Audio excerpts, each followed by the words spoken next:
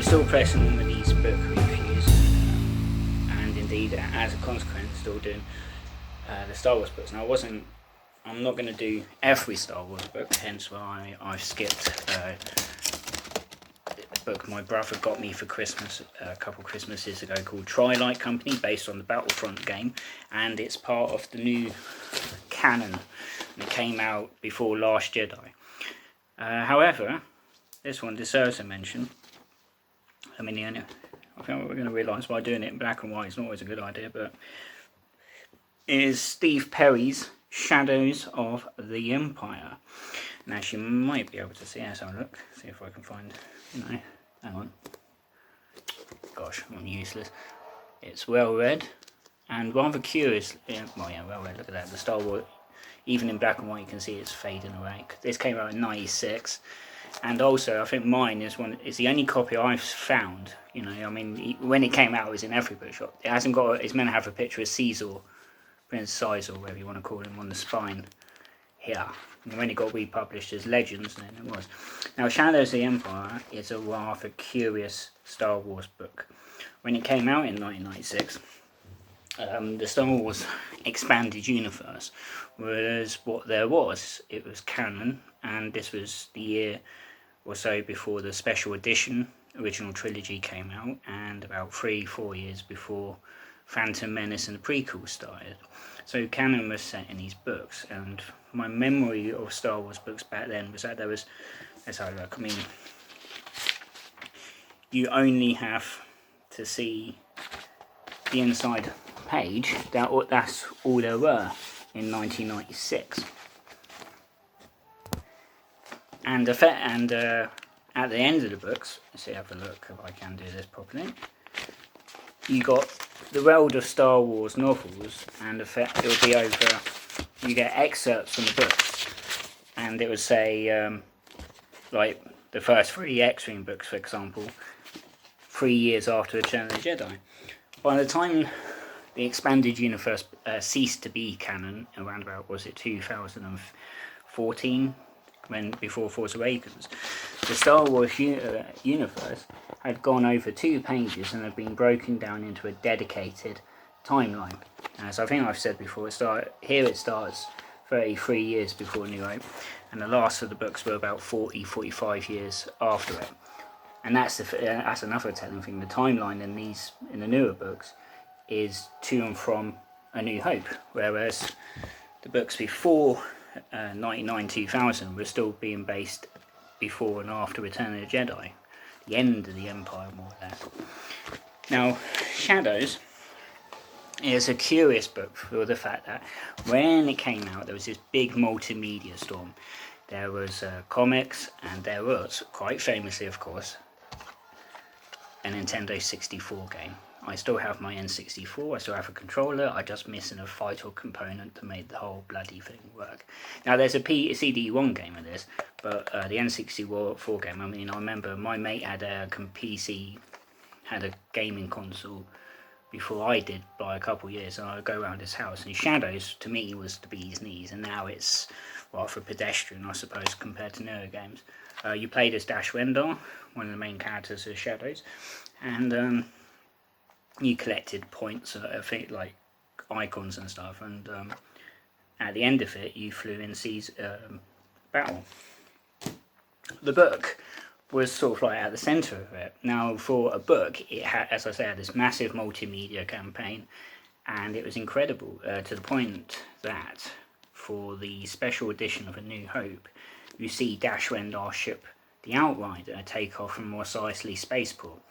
Now, apparently, Shadows of the Empire is, I think, decanonised because of becoming Legends. But is it? The Outrider's in the special edition. Xizor's meant to be in the Phantom Menace, albeit the action figure. And I forgot to mention you had action figures. Anyway, and what I like about Shadows is my favourite Star Wars book, mate, is that it was set during the trilogy. Now, as I said, the canon universe wasn't terribly huge at that point. But you look at yeah, the Empire trilogy, which started it all off by Timothy Zahn, was set 5 years after Jedi. The Jedi Academy trilogy, Truce at Bakura, Courtship of Princess Leia, the Corellian trilogy, the Crystal Star, the X-Wing books, the Black Free Crisis, Children of Jedi, Darksaber, all were set after Return of the Jedi.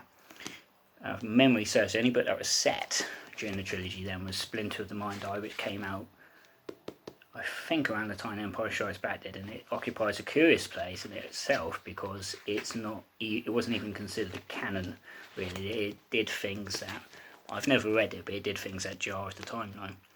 Now, Shadows details. The immediate aftermath of Empire, in a way, I think it takes place a little way between it and Jedi. Han is, of course, in Corbinite, and you get a brilliant... it starts off with Leia having a nightmare about the carbon freeze. This is a proof that I forget I'm a clot and I don't practice before I do these videos.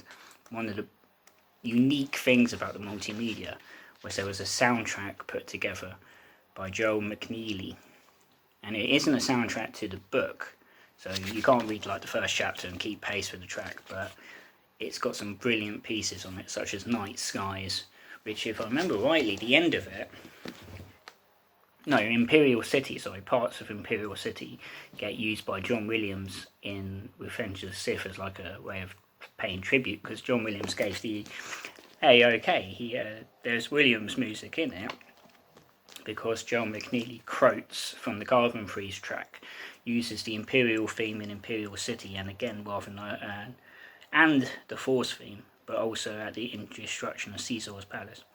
So anyway, Xizor's is the head of the Black Sun criminal organisation, and at the same time, of course, Vader is trying to find Luke, and it's well put together because this, as I say, is meant to be was canon in those days. The trilogy was all we had, and Steve Perry neatly threads it together. Like the prologue, Xizor is actually in the off camera when the Emperor is speaking to Vader, as you see in Empire Strikes Back.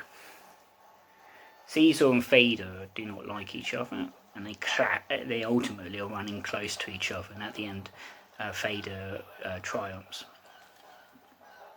Dash Rendar is basically a Han Solo clone, but he's his own character. He flies a Corellian freighter like Han does, but the Falcon is a YT-1300, and the Outrider is a YT-2400. It's a shame it's decanonised. I would have thought being set during being part of this multimedia campaign, it would have been kept. The way the new series is going, the new canon, I wouldn't be surprised if it gets redone in some shape or form. And this is what I find curious about the new canon. I can sort of understand what Disney did, so, because the new trilogy is sort of finishing the saga, and once the saga's finished, the Skywalker saga's finished, there's all of this. But it also means that all of these books since 1991 are null and void, of course.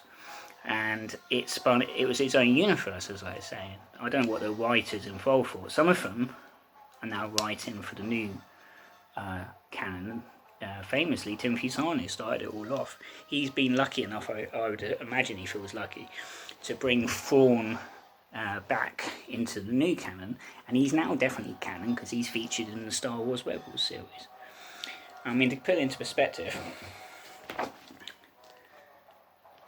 this Battle of Twilight came out in, hang on, this is gripping TV, isn't it? 2015 in hardback anyway, or paperback. And the timeline, that's around the time Force Awakens, as I say, came out, and it's all on one page from Phantom. Now, what is of course added to it is that Solo and Rogue One.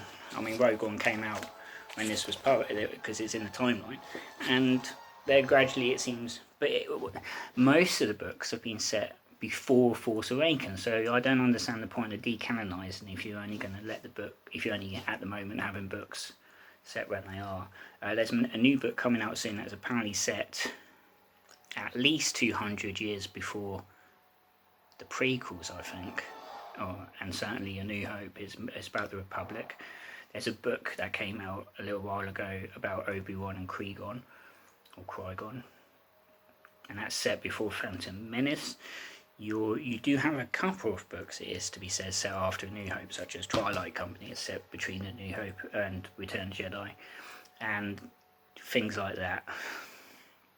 But Shadows, canon or not, I think if you like Star Wars, you're willing to spend some time on it, have a look at it.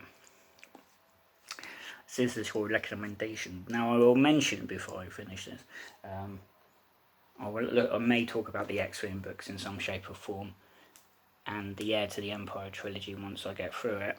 But we might look at the James Bond films, because I'm doing my thing, and then I help out for internet forum. Well, it's only fair, isn't it?